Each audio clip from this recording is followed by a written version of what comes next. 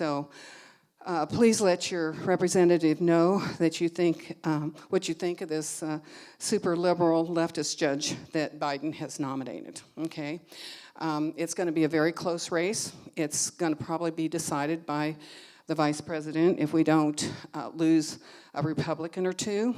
So we will have our first pedophilic sponsor as a Supreme Court judge in history. She will be the most liberal judge we've ever had in history. And that's why we need to get Convention of States passed so that we can look at doing something with term limits, not just on federal employees, but on the judiciary system. They're ruining our country. But we do have ways to counterattack. As all of you or many of you are here, are signers of the petition, we can make amendments through Article 5 of the Constitution through an amendment convention, not a constitutional convention. It's an amendment convention known as the Convention of States, or we can use our election process. And tonight we're going to look at elections a little different. As we are the choir here, I know that. Most of us know that there was some sort of shenanigans going on. But the history of why this happened and when is very important to understanding. In our history, we always seem to repeat our mistakes. And I'm not sure, I learned that as a young person in the Navy. The best place to get the information was the head, in the head bathroom. And, you know, you went there, and that's where you would find out your real information. And when we were in Saudi, it was the same message system that we had in Vietnam. It hadn't changed. It was the head. So I'm just saying we repeat our mistakes. And also it's important what we can do locally. So I have two great people here with me today. I'm just excited. We're going to hear a presentation by Vicki Klein on the history of elections, and she's quite the historian. We spent about 2 hours on the phone one night just going on, and we could have spent hours and hours. But and I have my very dear COS friend here, Becky Dunlop. She's from up north, Marysville area. She's one of our regional captains in COS, and she's here to talk about where we go from here, local perspective presented by Becky Dunlap. And if we have time, I want to re-go over another important election process, and that's the precinct strategy related to elections. And I hope we can maybe touch on that again. We will have questions after both presentations, and we'll bring everybody back up because we're probably going to need to move on through. So Vicki Klein, she is a precinct committee woman of Ward 1, Precinct 17. She's very active in the election integrity movement, and as I just said, she's found out she's quite the historian. So come on up. I guess you need this. Amy, you want me to use the... Amy's not listening to me. Thank you, dear. Okay, thank you, dear. And thank you, Amy. Amy, she lives an hour away, and she came here to do this for me. I begged her, and she's usually my partner, and we do the musicals here together. I'm the drama, she's the music. And we also she also is a Holocaust historian, so we love each other very much. She's wonderful. Okay, so I originally was I thought she wanted me to speak on the 30th. I found it was the 23rd. And so I had started putting some of this stuff together, and she goes, "What do you got?" And I said, "I got this thing on history of elections because I have a history degree." And so I'm going to take you up to about 1950, okay, in 30 minutes. But there's a reason why I'm going to tell you every single thing I'm telling you, and I'll see if you get it at the very end, okay? So nothing says elect me more than calling out your own party for being mealy-mouthed or two-faced. The 2016 campaign trail highlighted the securing of the border. It was not just the security of the border. He campaigned on many things that involved securing something to the rightful owner or place. His message resonated with the people, security. Ironically, in 2020, he would begin to pound the gavel home about another type of security, election security. This subject would seem as a distant ideal as the State of the Nation, February 4th, 2020. Enthusiastic crowds shouted, USA, USA. The Russian collusion hoax and failed impeachment was in the rearview mirror. He put forth a unifying call. The nation is our canvas, and the country is our masterpiece. We look at tomorrow and see unlimited frontiers just waiting to be explored.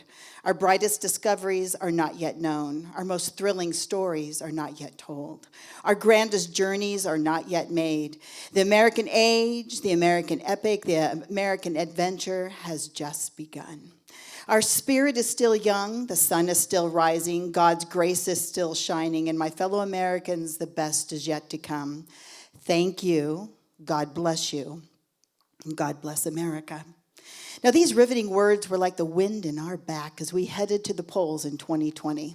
The words from that speech take on a whole new meaning when we view them through the telescopic lens of the decades of election laws and the uncovering of a reality within our political system that tells us that we might have built the modern world, but we are finding it has been done on the backs of greedy, corrupt, and dishonest men and women.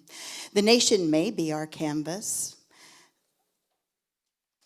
but the picture needs to be brought into focus, and our masterpiece needs to be adjusted to the value of what it actually has cost. This paper is quoted. Did we lose it, Amy? Okay, next one, there you go. This paper is quoted in Molly Hemingway's book, Rigged. This well-researched paper by Eldon Cobb Evans from 1917 details election laws in every state and the introduction of the Australian ballot system into American government. His introduction explains the paper's existence.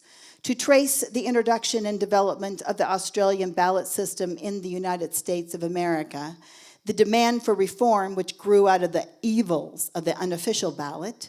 The unofficial ballot developed from the use of voting papers by certain American colonies, in particular New England, and it gradually superseded the viva voce method. The plan proved very defective, and in the period of corruption following the Civil War, it was made the instrument of great abuse.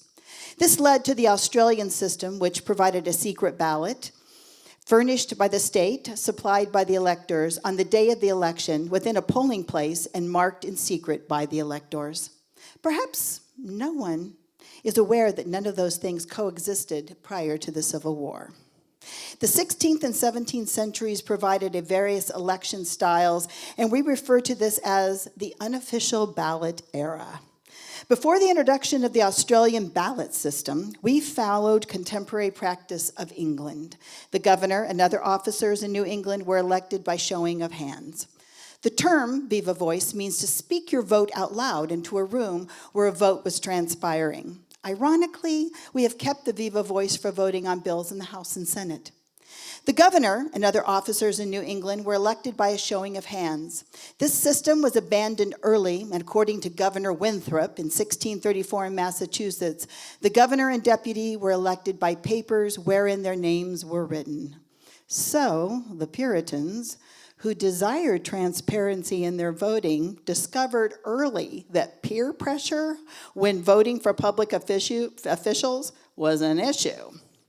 Moreover, Governor Winthrop was a key authority in the development of the New World. He resisted attempts to widen voting and other civil rights beyond a narrow class of religiously approved individuals. In fact, others rose up away from where he governed because they thought he was too strict. The settlers to this nation viewed strongly that the New World would use the Bible for the values they drew from. In fact, eventually before elections, Americans would have election sermons. Here's one of them based on Proverbs 8:16. By me, princes rule, and nobles, even all the judges of the earth. This 1790 election sermon by Reverend Daniel Foster was given before the Massachusetts Governor John Hancock and the Lieutenant Governor Samuel Adams and both houses of the legislature. Although America has a rich old world past, we do not want to assume the context of our government is English. New York's beginnings came from the Dutch, and Florida is from the Spanish. However, eventually our courts, our judges, our juries, our law enforcement officers, our sheriffs, our constables, our legislative bodies, our councils, our assemblies, our executives such as governors, towns, boroughs, county offices are all understood through the English origins. Even when the strong English presence, it is important to remember that colonial government and political structures were not static.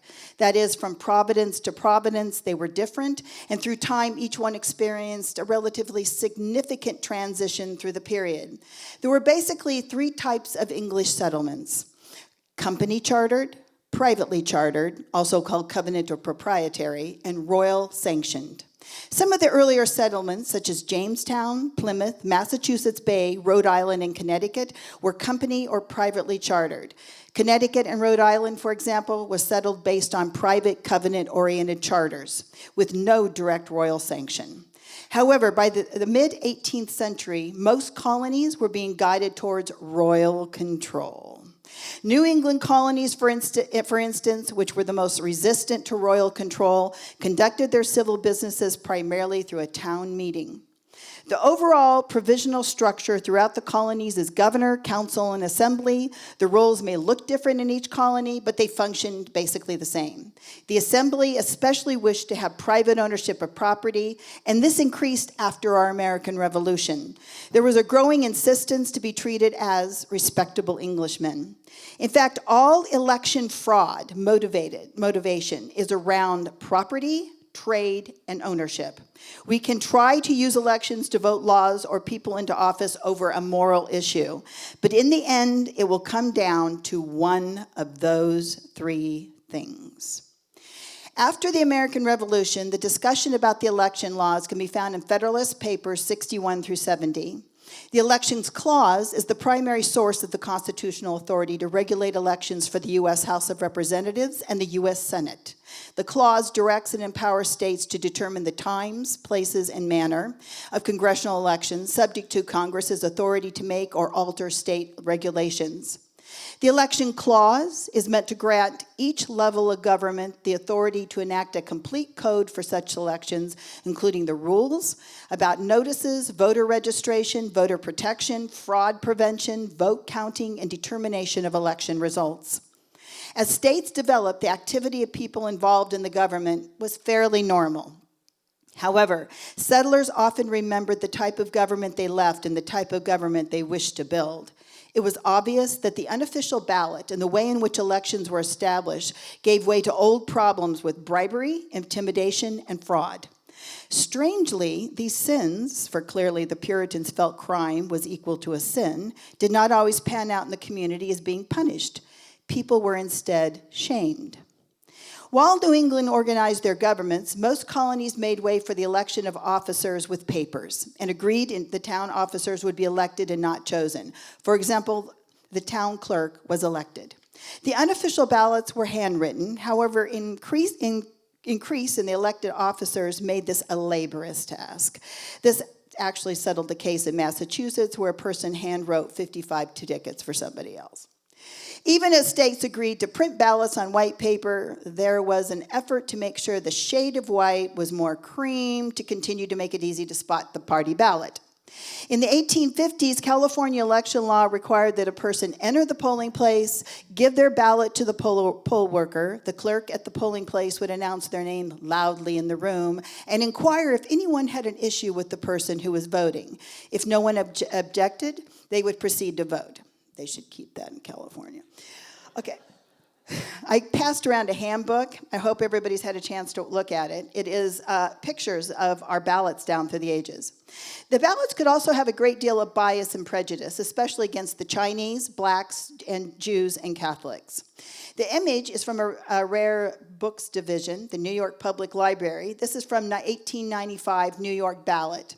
These different types of ballots and voting methods did not stay in the 16th and 17th century. One man wrote, "The use of emblems is an insult to the intelligence of the voter. It puts him in the ridiculous position of voting for birds, elephants, stars. There can be no improvement in government as long as voters cast their ballots for birds instead of men." America in 1790 was about 4 million, and the larger elections became very tricky. Most states voted by papers. To vote by papers meant one would write on a piece of paper, bring a ticket to the polling place. A poll book was established in which people entered a person's name, address, age, and the vote recorded into the poll book. Some papers, eventually tickets, were different sizes, colors, types of paper, making them very distinguishable. Political parties would have to have printed ballots with the name of just those running on the platform. And in some states, you could cut your ballot out of the local newspaper. Since the parties were responsible for the ballots, and the ballots could look different from one county to the next, and even look different in each state when voting for the president, the cheating, bribery, and intimidation were inevitable. I want to point out that political cartooning could be deadly for a candidate or gloriously send him into the victor's circle. Thomas Nast was one of the most influential cartoonists. At the age of 6, his family moved from Germany to New York, and he studied art at an early age. And after finding work with Frank Leslie's illustrated newspaper, he ends up at Harper's Weekly in 1862. His cartoons had the power to change public opinion. His illustration, Compromised with the South, was considered by President Lincoln a contributing factor to his reelection as president in 1864. Nast also did not like the Irish, mainly because he saw a gang of drunk Irishmen beat up the helpless in New York, and decided after watching them that they were really horrible people. However, he did draw cartoons in favor of the Chinese and black people. One must realize that some stereotypes have emerged or stayed the course out of a cartoon's personal bias. This slide shows symbols that they used before the Republican. Elephant and Democrat donkey became a final symbol for the two key parties. At first, the eagle represented the Republicans, the star, the Democrats, the ship or commerce was the Democrat Reform Organization, the fountain overflowing was the Prohibition ticket, the raised hammer and arm was the Democratic Socialist ticket, the clover was the People's ticket, the rooster or cock was the Democratic Party in New York State, the anchor was the Good Government ticket, the picture of the land was the Independent Citizens Organization ticket, and the wagon wheel was the Independent County Organization ticket. The two cartoons that were responsible for perpetrating the images of the Democratic donkey and Republican elephant appeared in Harper's Weekly in 1870s. In a cartoon published on January 15, 1870, Nast depicted a donkey kicking a dead lion that is identified as Lincoln's late Secretary of War, Edwin Stanton. The donkey was associated with the Copperheads, a group of Northern Democrats who opposed the Civil War. The use of the donkey imagery reflected Nast's hostility to the Copperheads. Donkeys had been popularly associated with the Democratic Party since Andrew Jackson, who had been referred to as a jackass by his opponents during the 1828 campaign. Nast continues the association of the donkey with Democrat organizations, which actually revived the symbol. The partisanship and bias coming from the parties would encourage and justify bribery, intimidation, and fraud. It is hard, however, to imagine a system more open to corruption than the one that I just described. The ballots were not only distinguishable, but the briber was permitted to have full view of a voter's ticket from the time it was given to him until it was dropped into the ballot box. Money was with increasing frequency used to carry elections, and after the Civil War, buying of votes was not confined to just the city, but more freely used in the country as well. One writer describes as follows, "No exaggeration, but it was truth. And these are the facts so notorious. Men of standing would sell their votes for a staggering sum of $15 to $30. The bribery in Indiana in 1880 was said to alter the election. Intimidation was just as rife as bribery and traceable to the same cause, the non-secretive ballot." In 1870, a constitutional amendment was made added after the Reconstruction era, the 13th, 14th, and 15th Amendment, Convention of Amendments. Section 1, the right of citizens of the United States to vote shall not be denied or abridged by the United States or by the state on account of race, color, or previous condition of servitude. Section 2, the Congress shall have the power to enforce this article by appropriate legislation. What people don't tell you is that the Virginia State Constitutional Convention tried to chip away the right with the poll tax and argued literally in 1901 through 1902 how to take away the black man's vote while they don't violate the 15th Amendment. The 46th Congress knew something needed to be done. Voters who were supplied ballots had to hold their hands up over their head when they came into the polling place. How they voted affected where they worked or if they would continue to even have a job. Any ballots rolled or folded could not be counted because the ballots could easily be, other ballots could be hidden inside ballots. The unofficial ballot had the following issues. Gross discrimination between parties. It was never determined who was to furnish correct ballots to the voters. If the party failed to print tickets, people could not vote. Those in control of the tickets could also destroy them without any legal penalty. Since people could be added the day of the election, anyone could be inserted onto the ticket as desired. Receiving a ballot from an agent of one's party, they would show a great deal of trust. However, this trust was often abused. In the November 1880 election in New York, the opposition would create a facsimile and have their ballot look like their opponents. It was actually meant to deceive the voter, and no one received a penalty for doing that to the other person. Also, the expense for printing, distributing the tickets, and manning the polls could be a high expense. This allowed most often the rich to be the only people eligible for an office. The riots, loud intimidation around the polls to keep the weaker away was also wrong. At first, the Australian ballot does not seem to have made much of a splash. However, the push for the ballot to be adopted began in Michigan. In New York, the discussion began in the Commonwealth Club. They were joined by the City Reform Club, the Reform Club, and the Single Taxpayer Party. Those most opposed were the ultra-conservatives and the political machines of those manipulating the system. The Australian ballot fixed the following problems. It would diminish or prevent the growing evil of bribery, although Governor Hill of New York said it would increase bribery. The system before meant the briber had to bribe the numerous voters. The new system had less people to bribe, and they were normally those in high rank dealing with the elections. It protected the weak and uninformed from intimidation. It made the ballot secretive and uniform and did away with candidates claiming they needed to raise a great deal of money. It gave independent and nonpartisan parties more of a chance. It would create order and decency at the polls by removing the sham battles to keep people away. No one could write in the vice president's name anymore. Voters could only vote for candidates in the county of the ticket. The cost would go to the state and through the Secretary of State's office and not through a political party. The rewards showed great fruit in the victory states that used them, such as Louisville, Kentucky, and the state of Massachusetts in the 1888 election. The effect is easily seen by the record of legislation over the next 4 years. In 1889, 7 states enacted reform laws based on the Australian ballot. Before the presidential election of 1892, 32 states and 2 territories had provided the Australian ballot. In 1897, Missouri abandoned part of the Australian ballot and adopted back a separate party ticket. This is the only state which had given up the blanket form after actually adopting it. The states enacted numerous election laws with regard to caucus, convention nominations, certifications, the number of newspapers that had to publish the candidates' names a week before the election, and the increase in polling places and booths for private voting. New rule that only one challenger and one poll book holder could stand at the sides of the chute near the challenge window, and no one else could remain within 50 feet of the voter. Here are examples of tickets. And so the party ticket was styled, are we okay? Okay, we're on 25 and 26. The party ticket was styled to show the party and was a popular style. It gave over to the office ballot, which shows the office being pursued. Kansas changed to an office-style ballot in 1913. So a party ticket had just the parties on them, and then the office ticket, they would have just the offices that were being used. The biggest problem to the unofficial ballot was its inability to have a secret ballot. By securing a ballot only on election day, this brought the problem down drastically.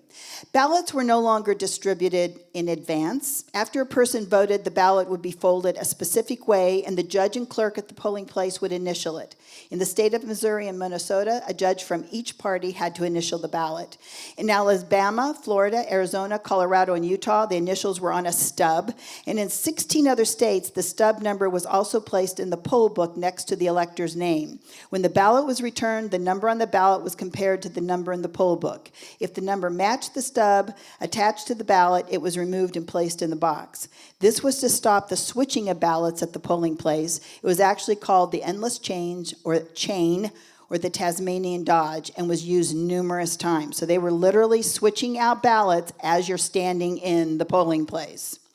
There was also a great deal of dialogue about assisting the voter. Those discussions involved reading the ballot to a person who could not read English well, helping someone who had a handicap, helping the illiterate to vote by reading to them. Other things were added, such as an envelope. In Delaware, for example, we had to place the ballot in the envelope before you could even leave the booth. Practically every reform statute had to run the gauntlet of constitutional objections, and the Australian ballot is no exception to the rule. For every important section of this act had been attacked in the courts as unconstitutional. The Australian ballot paper has numerous court cases cited about various election issues. The Kansas-Nebraska Act was unnecessary because we had the Missouri Compromise. The Kansas-Nebraska Act was a law that was passed by Congress in 1854. It created the territories of Kansas and Nebraska, and it specified that the issue of slavery in those territories would be the subject to popular sovereignty. That is, the people in the territories would be able to vote. The issue of enslavement had caused a series of dilemmas for the young nation as new states joined the Union. Should enslavement be legal in new states, specifically the states that would be in the area of the Louisiana Purchase? The issue was settled for a time by the Missouri Compromise. That piece of legislation, passed in 1820, simply took the southern border of Missouri and essentially extended it westward on the map. New states to the north of it would be free states, and new states to the south of it would be pro-slavery states. The Missouri Compromise held things in balance for a while until a new set of problems emerged following the Mexican War.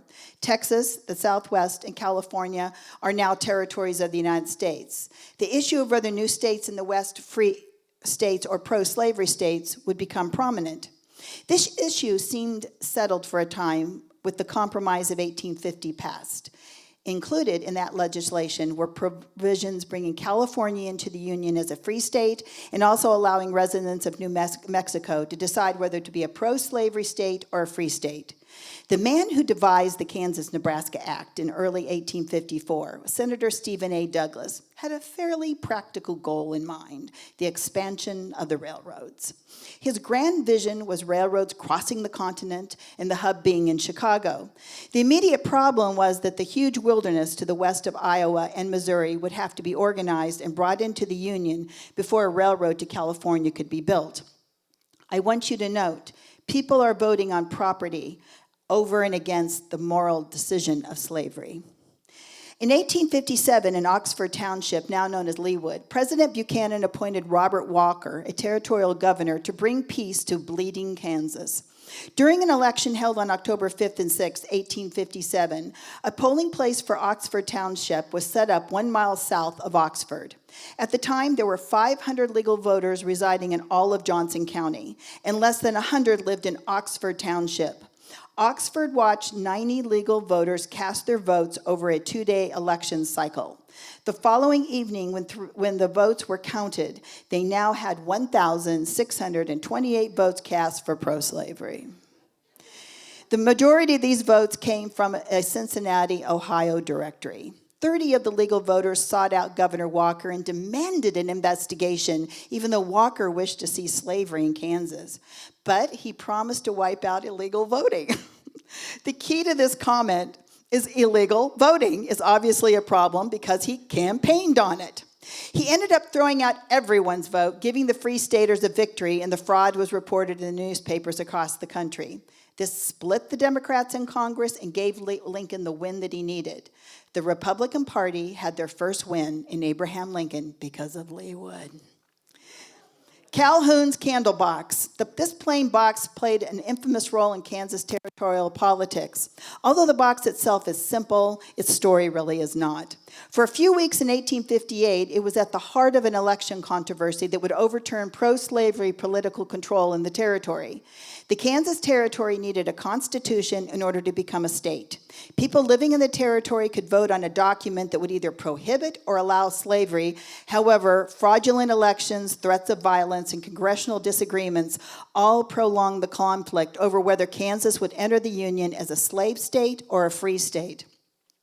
Between 1854 and 1861, Kansas created 4 separate constitutions. The capital moved to 5 different towns, and at one time there were 2 separate legislators. One was anti-slavery, the other one was pro-slavery. The box pictured here came into play during the struggle over the second constitution. The voter fraud muddied the name of John Calhoun, whose office was in Lecompton. The Lecompton Constitution was created by mostly pro-slavery delegates under his leadership. The territorial legislator appointed an investigative committee which zeroed in on the returns from the Delaware crossing. John Henderson, a Leavenworth newspaper man, I had to put that in here about the newspaper guy, had altered the totals by adding several hundred pro-slavery votes to the tally. When investigators demanded to see the original returns, Henderson claimed he'd given them to Calhoun. So on, so forth. An informant said they saw L.A. McLean put the ballots in the candle box and bury it. The ballots were found under a woodpile on Calhoun's property. This is a man who was our 7th vice president under John Quincy Adams and Andrew Jackson. He's not any small potatoes guy. Following election history into the 1930s in the Midwest, Kansas City, Missouri has the stain of boss Tom Pendergast. He owned a concrete company, and his illegal activities of intimidation, murder, bribery, fraud, and most definitely election fraud have gone down in history. At one point, Tom Pendergast bragged that he had anywhere from 20,000 to 40,000 people in various precincts that would do what he wanted on Election Day. He had formed an illegal network through the precinct captains of Kansas City. The newspaper's fraudulent reporting of election results was even more damaging to the democratic process. Precincts returned astronomical participation rates. Vote totals for Pendergast picks exceeded the total population in several of the wards and the precincts. Tired of Pendergast's tight-fisted control of their city, a coalition of his opponents banded together for the 1935 primary for the municipal elections and attempted to throw Pendergast supporters out of the office. But that was not to be, at least not right away. For the spring primary, fraud appeared to be the order of the day. U.S. Attorney Maurice Milligan of the Western District of Missouri later wrote that in one city ward, the vote ratio was 1,045 to 1, and another ratio was 1,469 to 1, both in favor of Pendergast candidates. The sheer size of the margins suggested a serious problem, you think? The Citizens League was one of many groups that were fed up with the dishonest elections and helped in the conviction of Tom Pendergast. Love Citizens League. It reminds me of another thing like Liberty Lions. Okay. The League was started by Colonel Frederick Whitten and Dr. A. Ross Hill, the former president of Missouri State University. He presented the evidence personally to Governor Park. The governor promised to see the Board of Elections commissioner about all the irregularities. Nothing came of that promise. In the summer of 1936, a grand jury was convened and evidence presented. The Pendergast election fraud was the FBI's first major election fraud case. It was the U.S. Marshal's job to gather and secure the evidence. It was the FBI's job to help analyze this voluminous material and collect additional evidence in the case. When the 1938 election took place and the U.S. Marshals came in and collected the votes and discovered immediately in the first few bags the obvious tampering, the federal attorney Maurice Milligan immediately came after the precinct captains. His approximate 275 arrests and 242 convictions rocked the city. Mind you, Pendergast himself was never indicted. He came later under a tax evasion charge and only served 9 months of an 18-month sentence. In fact, Pendergast is in, there's a woman who was interviewed in a thing in Johnson County. Pendergast owned 3 empty lots in Johnson County, and it was said that's where he buried bodies. John the Yig case. In July 1946, President Harry Truman ordered Jimmy Pendergrass to fully support the removal of the current Missouri 5th District Congressman Roger Slaughter. Following the August 1946 primary election, the Kansas City Star said there had been a voter fraud involving the removal of Slaughter. Fast forward to May 1947, a Jackson County grand jury indicted over 70 individuals for voter fraud. In late May 1947, someone got into the Jackson County courthouse, they blew up the safe containing all the ballots, and subsequently they stole all of them. Not only did this act negate prosecution of most of the indicted individuals, no one was actually ever charged even for blowing up the safe. John the Yeg tells the story and reveals who committed the ballot theft via official FBI reports.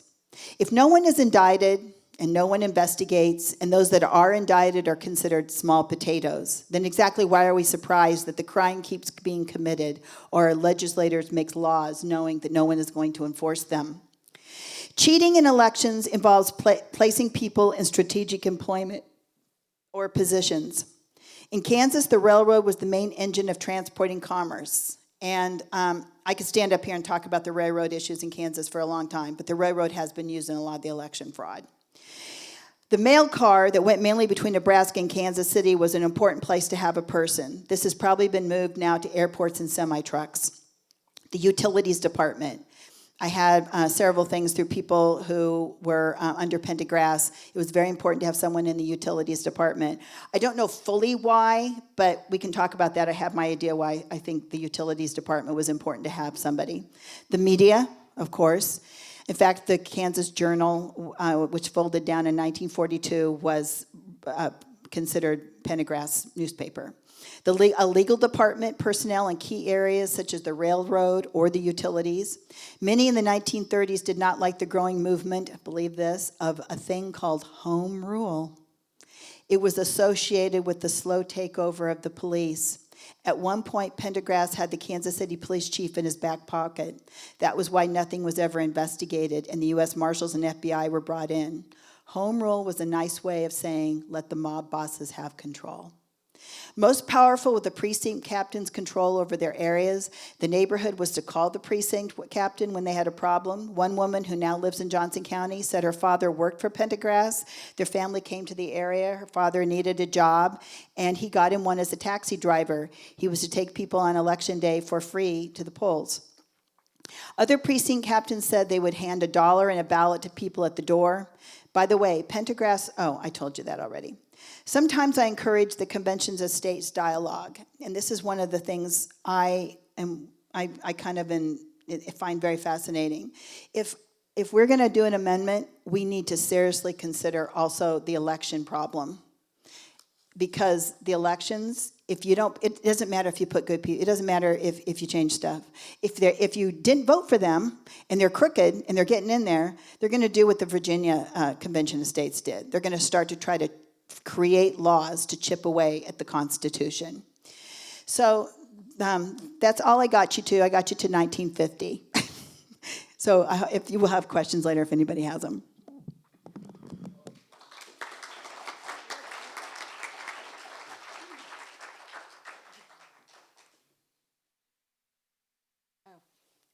Well, that was really, really good, Vicki. Really good. So I guess it just keeps continuing. Is that what? That's what I'm getting from this. Okay. They keep using the same things over and over. Same. Wow. Just more sophisticated, better stuff. Well, now we'll have Becky Dunlap come up and talk. And like I said, Becky is a regional director for Convention of States, and she's very much also into election integrity. And she's going to talk about a little bit what maybe we could do in the local levels. Hi.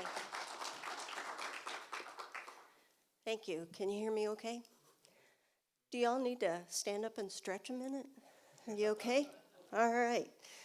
So how many people think we might have had an issue with our November 3rd, 2020 election? Anybody? Really? Okay, so where do we go from here? Well, first thing I'm going to tell you, run for office. You got to run. Pick an office, run for it. Do you have to be qualified? Nope. They'll give you training. Elections are for peers. You're a peer, I'm a peer, and no, I don't want to run either. I am a committee precinct person as well. Yeah. So at the very least, I would encourage you to be a precinct committee person. We have many positions in the state of Kansas that are not filled. In the county that I live in, we just had our county judge that had to resign for personal reasons. Her parents needed help and family business. So we had a precinct committee meeting and appointed a new judge. There was only one person that applied, so it made it pretty easy. But be a precinct county person at least and make your voice heard. Be a poll watcher or a poll worker. Somebody needs to be looking out. You have until June 1st at noon to file, and that's if the redistricting maps get passed by May 10th. If they get passed late, the deadline will then move to June 10th. All 125 representatives are up for re-election. If you know that your representative is not representing you, find a person and run. If you don't want to run, find somebody who will. You need to know what you believe and why you believe it. I think foundation is critical in our world. I'm a Christian. I believe that you have to have a foundation built on faith, and you build from there. I did make mention of the Steve Deace show. I don't know if you've ever heard of him, but it's DEACE, and he has a program that he put out. It's called The 10 Commandments of Political Warfare, and it's pretty good, thought-provoking, and I think you can catch it on Rumble if you want, or just look it up on YouTube. If you won't run, back someone who will. Back them with time, money, ads, signage. Get out and help walk, make phone calls, however you can help. Help somebody who's going to run. The New Jersey trucker that ran and won the race against the Senate president of New Jersey did so, and he allegedly spent $153. He did a lot of door knocking. Radio ads, TV ads, newspapers, they're all expensive. And just in my little house district, there's 7 local papers, and that's in a 4-county area. County clerks are our peers, and they work for us. They're not to blame for this. Many of them have no idea. My county clerk is somebody that was in my hometown. I've known her forever. She's not corrupt. She believes she's doing a good job. One of the papers I passed around was the population of Kansas, and then there is a line that shows how the voter registration has grown over time, and the voter registration is growing at a more rapid rate than our population. Should be a red flag. But my county clerk actually told me she was very proud and thought that she had done a really good job because we have so many people that are registered to vote in our county. Yeah, so they don't know. So one of the things that I would encourage you is to ask your local clerks to preserve the records. The records can be destroyed after September 1. You have the right to ask them. If they're not interested, you can go to the next up and go to your county commissioners and talk to them and ask them to preserve the papers. I would encourage you to do so.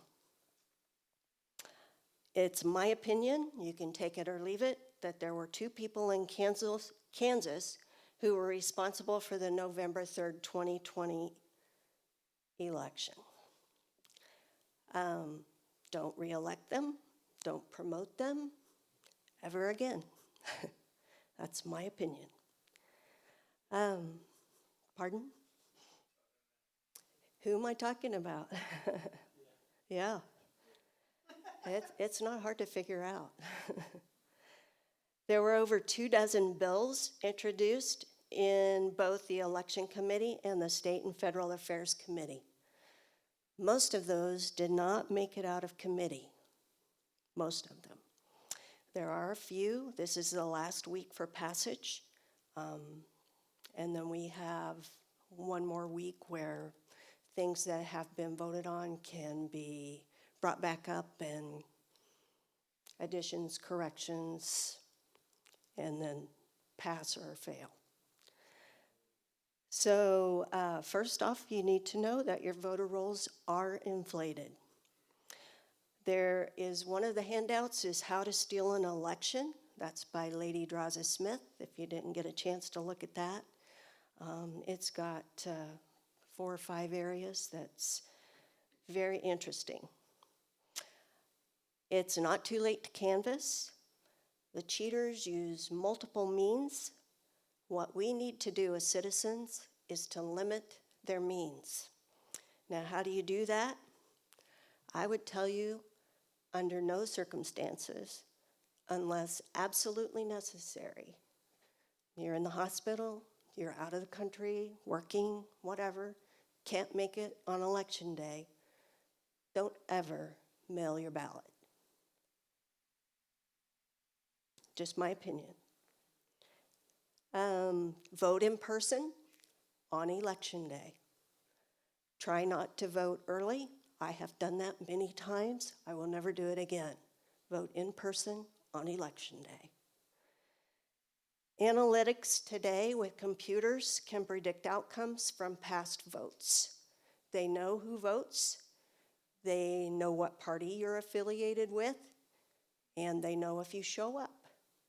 And so if you cast your vote early and it shows that you received a mail-in ballot, they can pretty well guess, they being the royal they, how your vote's going to go. You have to limit their means, and you do that by voting in person on election day. Mail-in ballots, provide a vehicle for the most phantom votes. Phantom votes, I think they said Joe Biden received more votes from dead people in Arizona than anybody in previous history. Just throw that out there. If you receive any mail-in ballots that you did not request, I'm encouraging you, do not throw them away. There should be somewhere on that envelope the third party who sent that to you, what that company is, whether it's, I don't know who it would come from, but there is some indication on that envelope. And so if you get an unsolicited early mail-in ballot, do not throw it away. Keep that for future reference, and you could potentially ask your person that delivers your mail, did everybody get one of these on the block? It'd be an interesting question to know. They may look official, but they're not. I know in my county, I had a couple people that told me that they received more than 2, and they did not ask for them. And I can tell you, in my small county of less than 10,000 people, there were only 12 mail-in ballots that came from my county clerk in my precinct. They didn't come from the county. So, drop boxes. What to say about drop boxes? Do you all know Thad that testified? Yep. Okay. He did an awesome job. He was denied the footage of the security cameras that were supposed to be covering the drop boxes. I would say that if you're truly interested and you want to band together, I would consider buying trail cams, and do your own surveillance. You could pay for security. You could have teams that would watch the drop boxes. But you have to think about manpower and hours, because most of that happened after midnight in the wee hours of the morning. I don't know about you, but I like my sleep. And then the other thing is thinking about safety and security. I am not promoting violence. I don't know how you would go about stopping somebody who was about to stuff a bunch of ballots in the ballot box.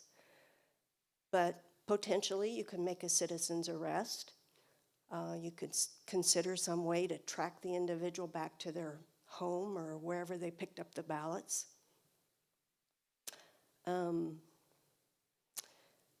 There's just too many things to think about when you think about personal safety.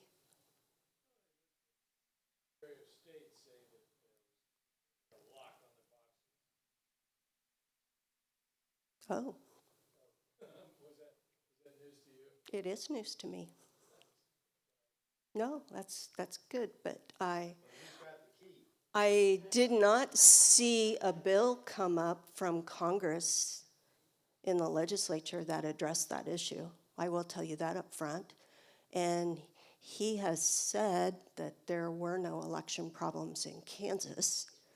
However, we had more than 24 bills before Congress in Topeka. Yeah. So if you were interested in really watching your drop boxes, I would get with your local law enforcement and get suggestions and support to figure out how's the best way to make this work. I'm just a citizen from a small town. I wouldn't even have a clue. But you do need to think about safety. One thing that was done, I believe in Arizona, it could have been Wisconsin, I get them all mixed up, but somebody was purchasing the cell phone ping data. And that's a whole nother can of worms, and it would be for somebody who knew how to run the data and was a computer person. Was Georgia, thank you. The next thing I'm going to encourage you to do is to vote with your wallet. Mega corporations are often promoting the leftist policies and ideas. Like me, you probably own some stock in these companies because nearly all of the top 100 are either BlackRock or Vanguard or one of the other 6 companies that own 95% of the companies, publicly owned companies. Vote with your attention. If you're given something free, like your cell phone's not free, but a lot of your apps are. Any free service means that you are the product. Take the lead on your children's education. It looks like most of us are grandparents. But know the curriculum, check your homework, ask what happened in school today and in after-school programs. And then the other issue would be to know your options. Take your family to church, build that foundation with Christian values. And then humor. I had to put some humor in there. Sometimes it's hard to find humor when everything seems like it's so dark. But while I will just say this, I am a Christian. I'm not saying I'm the best Christian, but I know Jesus. And while perhaps Jesus would not want us to mock people, it does catch their attention, and it catches the attention of those around you. So hypothetically, a Secretary of State might say that our 2020 election was great. We canvassed, I think he said 5 counties, and everything checked out perfectly. You might say, well, I wonder why we have a over 24 bills pending in our Kansas legislature right now. Anyway. And you might say, so who didn't win their races in Kansas in November 2020? How would it have changed the election? And you could say, well, I don't know. How many down ballot races were there in Kansas? There was a lot. There was a lot. All 125 of our House of Representatives, plus anybody that ran for school board, anybody who ran for election commission boards or county commissioners, mayors, it's huge, huge. So I attended a civics class by Representative Clark Sanders out in Salina last summer, and he kept repeating, politics is a marathon, not a sprint. And that's really good for us Convention of States people because we're in the marathon. We'll keep on keeping on. And then on Telegram, one of the people I watch, he said, stay engaged, stay strong, do not give up. In the end, we will win. And I will tell you that none of this information is from me personally. I read a lot. And so on my papers I gave where I got all that information. The movie, the video, 2,000 Mules is coming out soon. That's True the Vote and Dinesh D'Souza. If you get a chance, when it comes out, see it, watch it, spread it around. If you have not seen Kill Chain, it is Kill Chain, like the chain. I would encourage you to watch that. And then I will end with 2 Bible verses. Proverbs 6:3, commit to the Lord whatever you do, and he will establish your plans.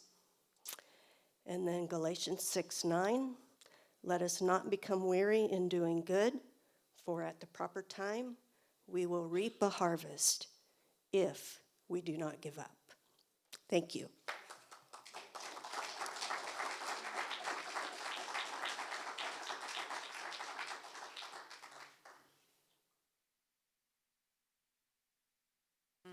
Thank you, Becky. That was really, really good. Thank you. Keep us going. Keep us in the marathon. I just want to, before we have the questions, I just want to end with, we've had 2 precinct committee people up here.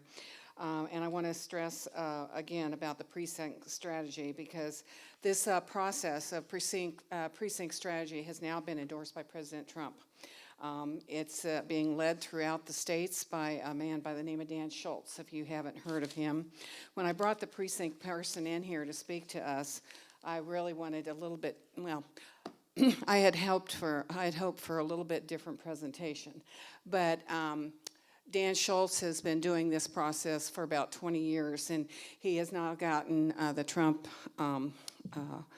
backing. And you can go to precinctstrategy.com, and it will lead you step by step what to do.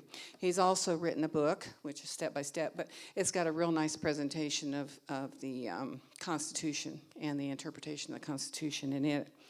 But I wanted to let everyone know here that next Tuesday, I think that's the 30th, isn't it? I didn't write the date. Anyway, next Tuesday night in Johnson County, there'll be a Johnson County precinct meeting at 7 p.m. And it's at the Johnson County Republican meeting place. It's on 10107 West 105th. It's at 105th and Overland Park. So that is a way that I know in Shawnee they worked hard, very, very, very hard to get patriotic conservatives into Shawnee, because we were not well represented by our Republicans, and we did get, I don't know if it was 2 or 3 in this year, 2. What do you remember, David? Is it? Oh, okay, there we go, 4. I mean, It's next Tuesday, and I think it's the 30th. Is that correct? Okay. Okay. Okay. I don't want to give you wrong. I know it's Tuesday. And I imagine that's going to be a basic of kind of also to kind of be involved in the election process and to be watchers and that kind of thing. David, isn't it true that we have to kind of be involved in the precinct piece of it? 'Cause each precinct committee person selects so many people to be watchers and stuff. Is that not correct?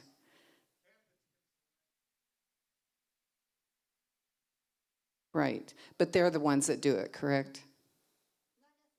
No, not necessarily. Okay. And the polling place and that type of thing. So it really, really can change elections.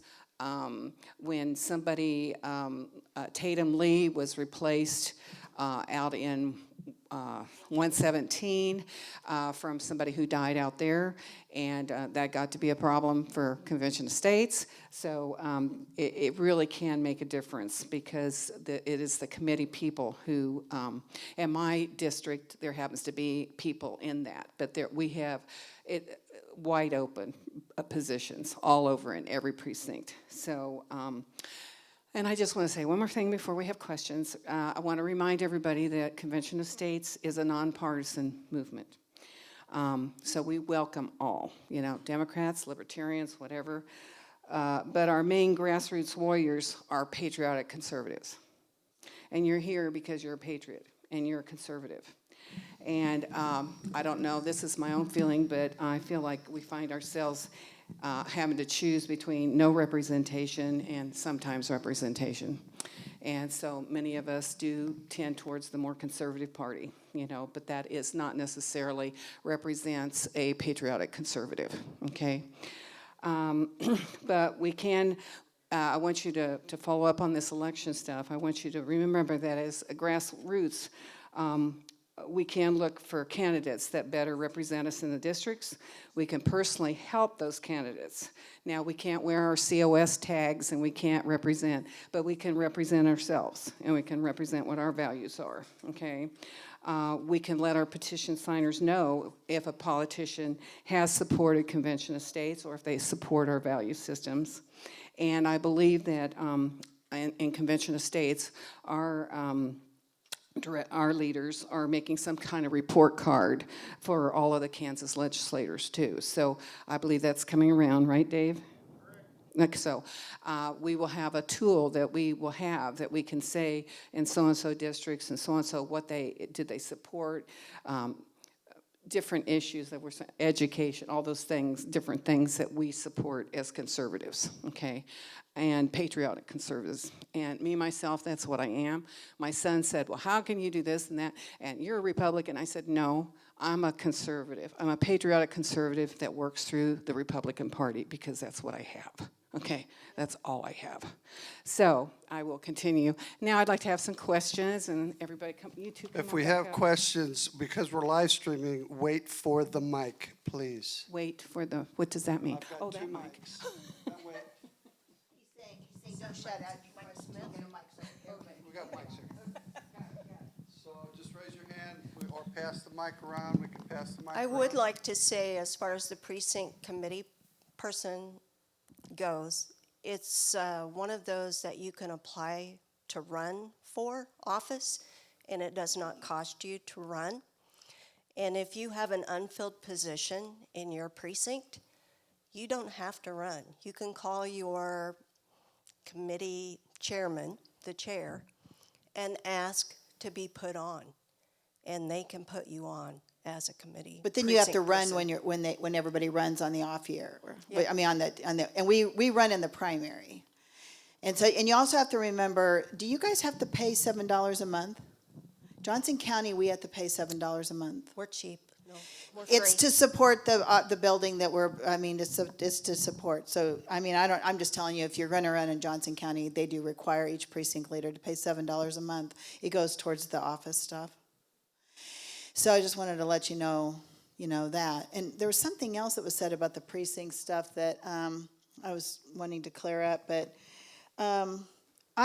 When I read about, Pendergast and what he did with the precinct people, I think that's why there has been a problem after you have 243 people who are indicted, who are all precinct captains.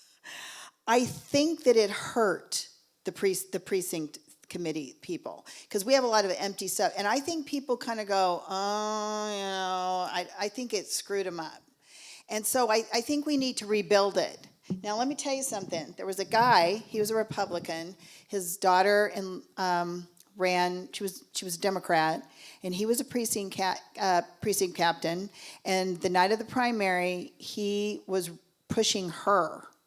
And he was doing a whole bunch of stuff. And he was on social media and everything else. Well, someone told on him to the Republican Party, and he was relieved of his duties. So you have to be loyal to the party. If you're going to be a precinct, you can't go, okay, well, I'm just kind of going with the best person. Unfortunately, we need a libertarian precinct people, but I don't know how it goes. The independents, it's actually something that we need to start doing. We need to start encouraging precinct people that are representing not just the Republican and Democrat Party. It's a beef I personally have. So I'm just letting you know, you run for precinct captain, you can't go around saying negative things about the people who are you can't go around promoting a Democrat, okay? Now, it doesn't say you can't promote a libertarian, you just can't promote a Democrat. So I'm just letting you know, it's not this freewheeling convention of states attitude. It's party affiliated. Yeah, so I just wanted to let you know about that. So does anybody have any questions? Oh, wow. Oh, a couple question. Not a couple of questions. The couple has a question. She's got the mic over here already. Okay. I'm sorry. Okay, I'm sorry. I am going to go a little bit off course here, and it's just because I want to know if anyone in here,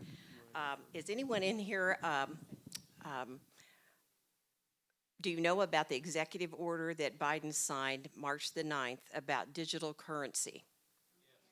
Okay, I think that is a terrible, terrible thing for every American. Glenn Beck did a piece on it today on his radio cast. He's doing another piece on it tonight on his 9 o'clock show. I don't know what we can do to stop this. It has obviously been in the works. I've printed it if anybody wants a copy of it. But we cannot have digital currency. Digital currency will take all of our freedom away from us. There will be no banking system. The government will be able to tap into your digital currency at will. They will be able to set pricing. They will be able to limit what you can and cannot buy with digital currency. And I believe it is communism. And I think everybody should be aware of this, and we need to find a way to put an end to this. So sorry I got off the election topic, but I think everybody needs to know about the Executive Order 14067 that was signed this month. That's one reason why Bitcoin, people knew that the digital currency was coming down the pike as their power grab. That's why the other digital currencies were trying to establish themselves so that so we have a parallel thing going on. Yeah, but I don't think it's the right thing for the United States. I agree with you. I'm just saying there's been people who have raised up alternative things when idiots do that. That's what I'm trying to tell you. Well, anyway, that's all I had. Okay, thank you. Do we have another question? Raise your hand already do all that stuff.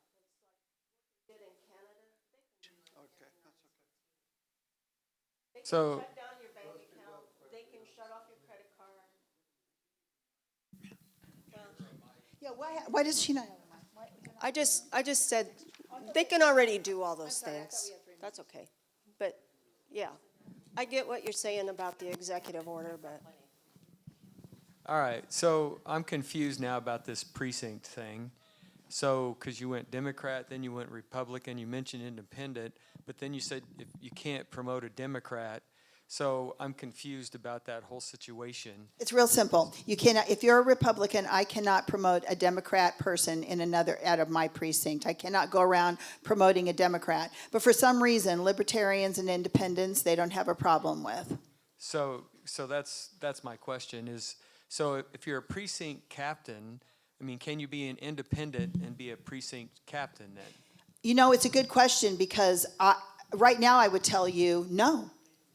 Because we don't have captains for just the independent party, and we don't have one for just the Libertarian Party. So I'm saying those things need to be established. But sometimes the reason they're not established because you have to have so many voters under a cap in order for something to come. I think, is the Libertarians getting pretty close to being able to be considered their own solid party? I know you have to have so many. Do you see what I'm saying? To be, there's certain things that you get to have when you have so many people under that title, that party. Okay, that's simple then. I just remembered something I wanted to pass on, and it's that I heard from Senator Elaine Bowers that if we have less than 30,000 people in our district, then we can only have one ballot box. In my county, we have less than 10,000 people. We have 3.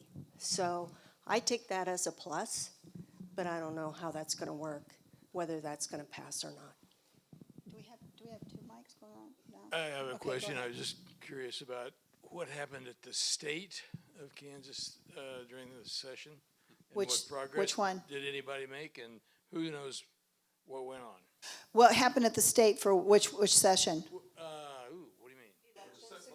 For election, because we've had several meetings. I mean, I've been up to 6 of them. How many have you been to? I mean, I've been to 6 of the meetings. I've typed up and spoken on 2 of them. So, and the person sitting next to you, Greg, yeah, okay, you claim him, okay. All right. Nice guy. So far. Yeah, he is a nice guy. So, yeah, so which, Do you feel like you're having any influence there, and are the people being swayed by you guys being up there all the time? I think it's a pat talking on the to 'em? back. It's okay. We're here for you. We're definitely making a difference. Steve thinks we're making a difference. Well, we got them talking about it. We're having things presented that people are talking about.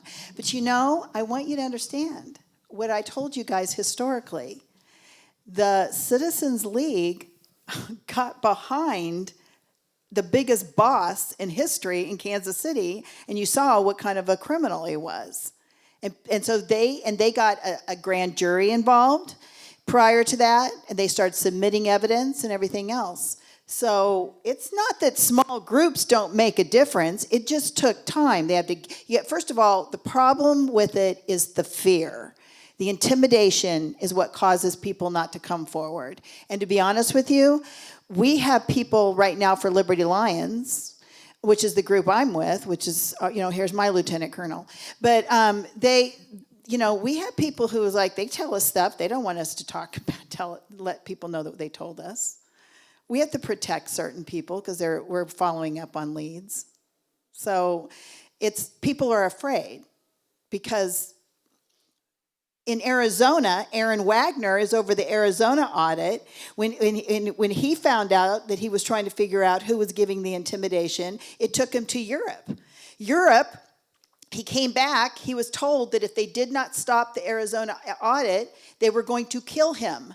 He came back and he told people, I know who's doing it, yada, yada. Now they're not talking about it. But they ended up, 2 weeks after he returned, he gave somebody the evidence. But they shot and killed him.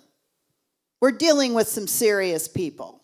They poisoned 11 of people. Hovon Hutton, Pulitzer, just got over they tried to take away his voice. The poison they gave the 11 people in Texas, it was trying to take away their voice. Right now, Devos, which is, do you know who Davis Hemmett is? Okay. Hemmett.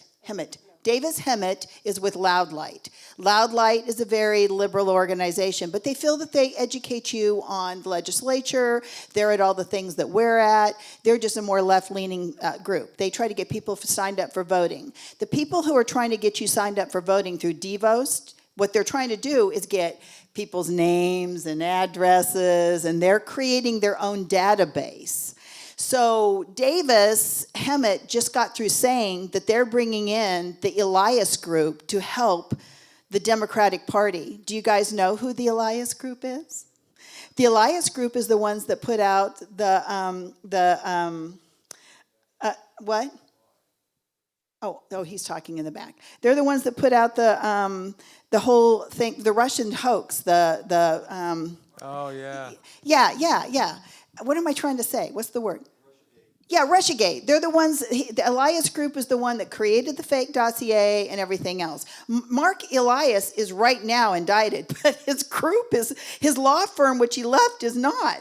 So they just brought in the Elias Group into Kansas City. The Elias Group is behind Al Franken they did a bunch of stuff when he got into office. They found out about it a year afterwards that they had all these people's names from the penitentiary.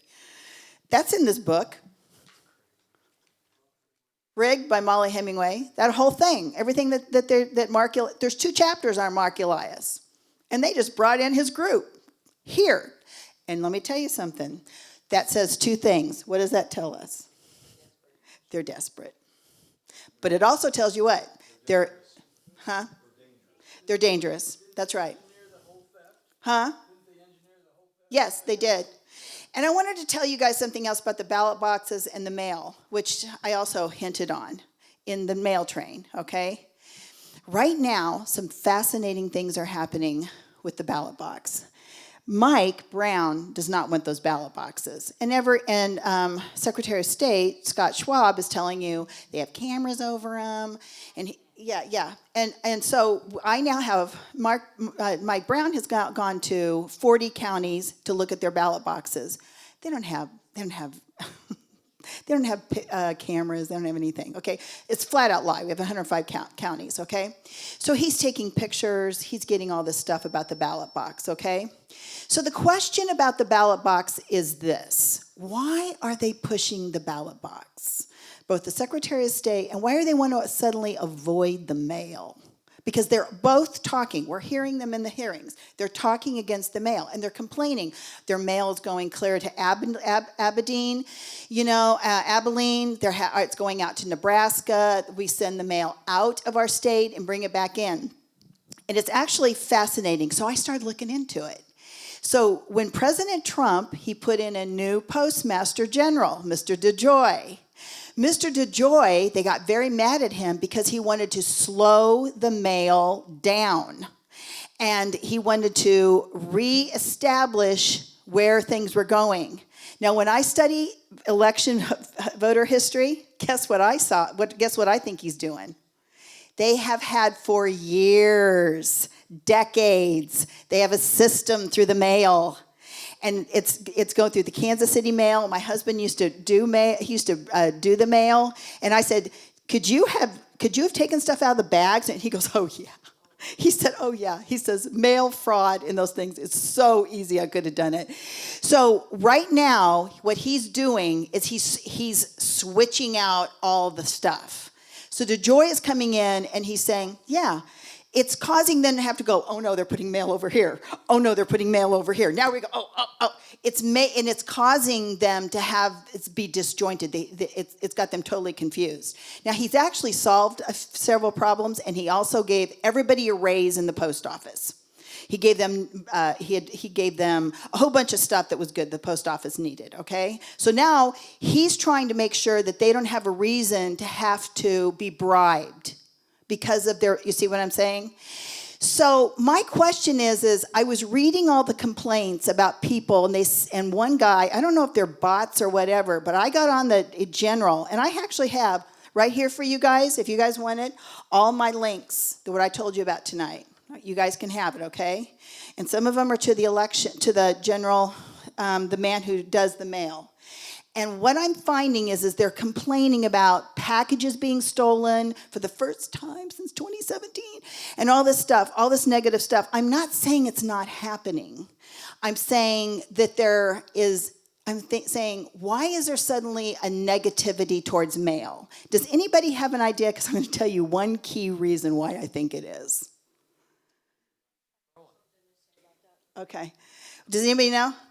Because the mail, you get 10 years in jail if you mess with the mail. The ballot boxes, you don't. That's why I submitted to one of the legislators. I said, if you're going to put it in the box, then you need to have the same thing, because they're both on property that belongs to the government, okay, the libraries and everything else, then you need to have the same laws that go for the bank, that go for the post office box, they need to go for the ballot box. And you need to have cameras over them and everything else. So they, people look like a deer in headlights when you tell them some of this stuff. Oh, go ahead. So one thing is when you go to register to vote, whether you do it online or you go to your county clerk's office and do it in person, when you get that confirmation, you get that through the mail on a postcard, name, your address, and your party affiliation. Now, other people who have access to that have all that information. That's right. That's now public information, and that is scanned front and back by the post office. Yes. And people do buy those lists. Yes. Just throwing it out there. Another thing that happens, and how our voter rolls get so overinflated, they are pre-registering our children when they go in to get their first driver's license. Yes. They're pre-registering them. They're not allowed to vote yet. They're not 18, but they're going on the voter rolls. If they say, no, I don't want to register, anybody who goes in, whether you're a citizen or not, gets a letter from our Secretary of State's office that says, are you sure you don't want to register? And you don't have to be a citizen. You just put your driver's license number, date of birth, fill out all the usual data. You're on the rolls.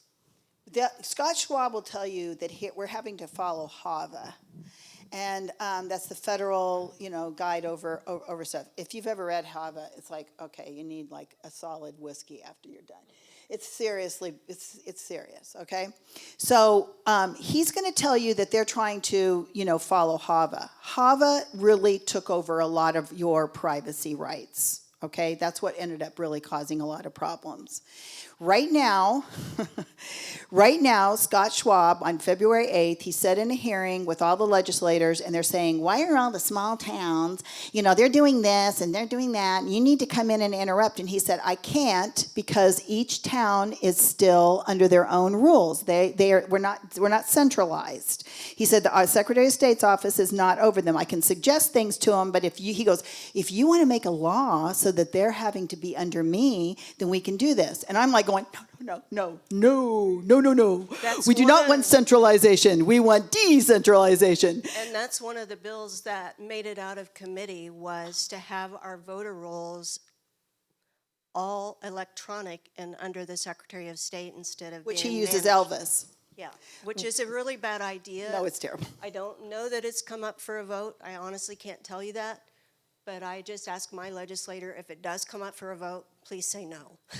Oh yeah, because you don't understand what he's doing. He is allowing she told you, the lady in one of these small little towns, they send they can make up their decision over their own voting machines and everything else. You send a nice little sweet lady who's trying to run her voting thing correctly, and then they're sending ES&S software salesmen, that they're barracudas, and they come in, and these poor, I'm just lucky I've talked to 3 of them on the phone who've got some, they are not putting up with it. But we know our Secretary of State is not protecting them because he wants them to fall on their face so that the people of their town complain, and then they go and they'll say to their legislator, vote it so it's all centralized. And guess what happens when all of it's centralized? Right now, Kansas we cannot follow H.R. 1. Everybody know what H.R. 1 is? Okay, we right now cannot comply with H.R. 1. It can't pass because Kansas is decentralized. When all of your state is centralized under one Secretary of State, then we can pass HAVA. And our Republican Secretary of State can then pass us off to the federal government. It's a scam. Okay, does anybody here think that all this will be fixed by the next election and the big red wave? Okay. So I have a question then. So what's going on up there with all these, we have all this Republican majority at the state legislature, but they can't pass the convention of states. What's going on with these guys? It's called, have you heard of a rhino? We got a lot of them. We have a lot of Republicans in name only up there, and we're finding out. We're finding out who they are, and every time we find out, we tell you, don't we? You can download a Kansas Constitution, and if you look at the Kansas Constitution, the second part of that, I don't know what this funny-looking S is, but it basically says that the legislature, by affirmative vote of 2/3 of all members elected to each house, may submit the question, shall there be a convention to amend and revise the Constitution of the state of Kansas? And I'm going to stop there because what Convention of States is proposing to do is to propose amendments to the federal Constitution. However, every 2 years, the House, when they get all the new members in, they have what's called, they set the rules. And they set the rules that we have to have the 2/3 majority. So a simple majority is not good enough for Kansas, like it is in the other 49 states. We have to have the supermajority. And so that's a vetting question for anybody who's running for office. How do you feel about that? Why is not a simple majority okay for a resolution? And then once the resolution gets out there and amendments are proposed, then we have to meet that criteria to pass the amendment. And this Thanks for that. I appreciate two-thirds, that. this two-thirds law came about in the 70s when they passed Roe versus Wade. And that's when the big push against Convention of States, there'd been lots of little amendments come along, but after Roe versus Wade, there was an Article 5 Amendment Convention proposed. 20 states had signed it to make a right for life amendment. That was blocked, and that was blocked by the Shileys, which we have in Kansas, blocked by the Birchers, which we have in Kansas. We have Big Aggie Money, and these are all Republicans. Okay, I think we had 16 or 17 Republicans that were no's.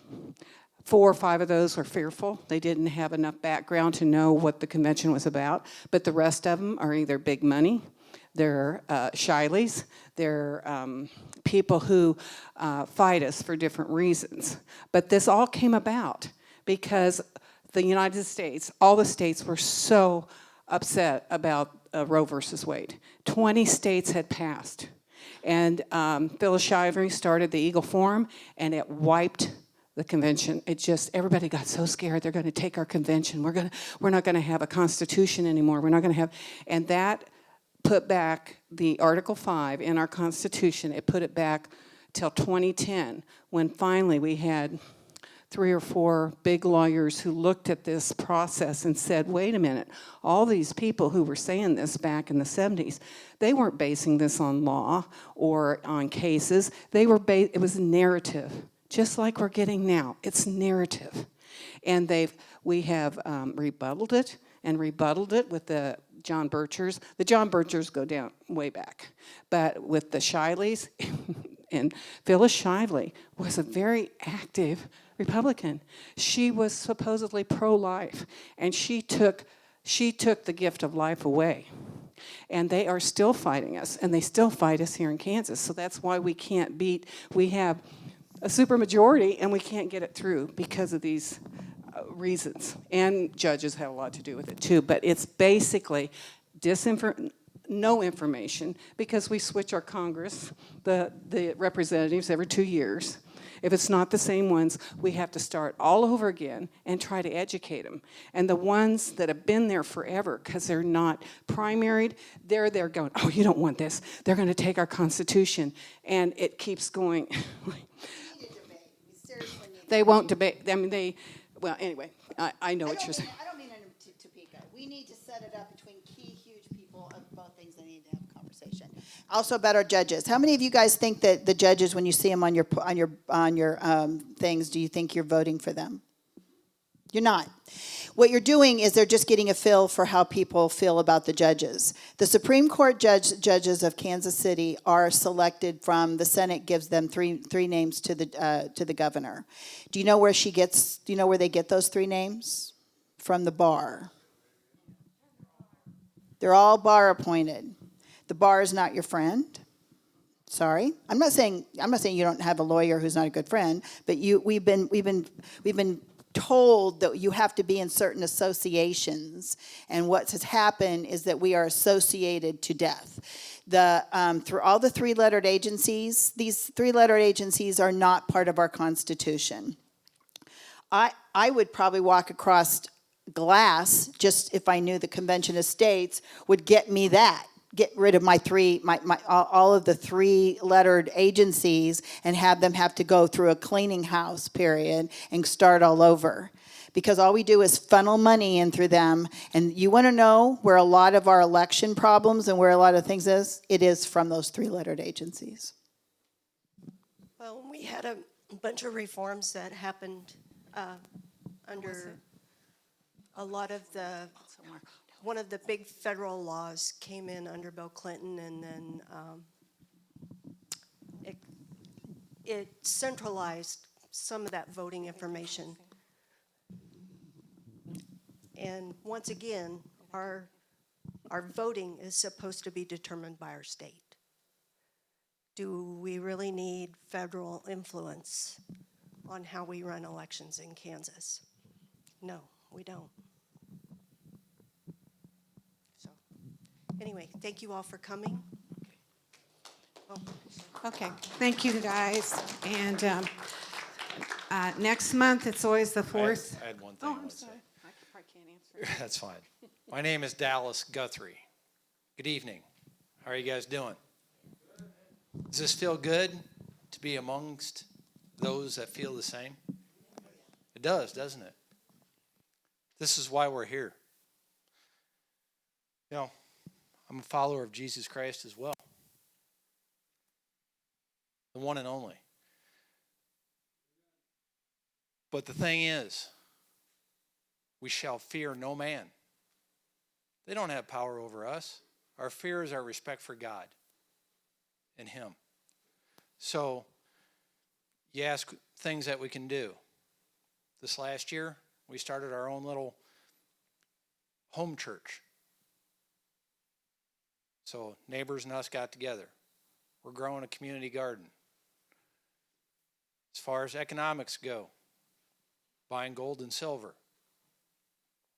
tangible assets, building our skill sets as how to care for each other, keeping ourselves healthy, changing our diets, things like that. I see a bunch of older folks here, and that's fine. My parents are in the 80s. So I understand an older generation. I love it. Problem is, I have peers that don't give a shit. Period. And it's unfortunate. It really is. Some of them are your kids. Our heads were filled with crap.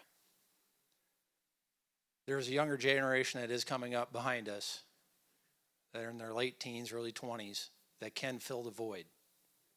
We need to work on them, maybe some of your grandchildren or great-grandchildren. And my son is 3. So, we need to build warriors, especially in our young men. That's what I ask of you, for me and my family, is to help me raise a warrior in my son, but help your families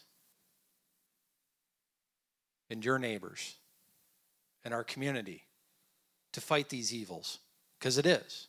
We see the devil in the details, and he's there, and we got to fight. No more fear. No more fear of death. That's already been conquered. Thank you.